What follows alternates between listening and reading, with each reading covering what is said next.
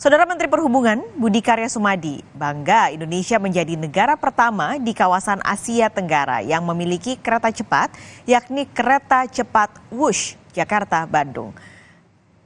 Dan dengan mengucap Bismillahirrahmanirrahim, kereta cepat Jakarta-Bandung Wush saya nyatakan dioperasikan. Terima kasih. Wassalamualaikum warahmatullahi wabarakatuh. Selanjutnya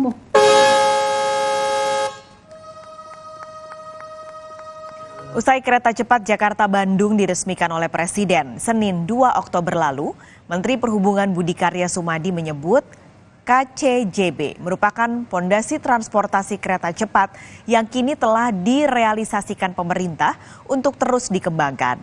Hal ini menjadi sebuah pencapaian dalam sejarah perkereta-apian di Indonesia.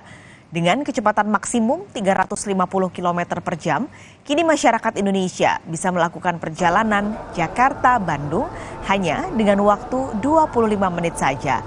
Menhub menegaskan Kementerian Perhubungan selaku regulator akan konsisten menekankan kualitas transportasi publik pada sisi keamanan bagi penumpang. Jakarta-Bandung Wush saya nyatakan dioperasikan. Sesuai rencana 2 Oktober jam 9 pagi, Pak Presiden berkenan meresmikan kereta api cepat Jakarta-Bandung yang dinamakan Wush.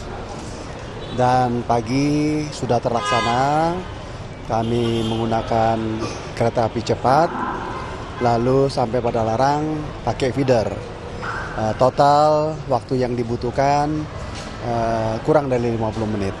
Dan tadi enak, sempat makan di sana dan kembali lagi ke sini dengan waktu sesuai dengan rencana ya jam 1. Kementerian Perhubungan selaku regulator dengan pesan Pak Presiden, hati-hati ya Pak Menteri, lakukan safety is number one.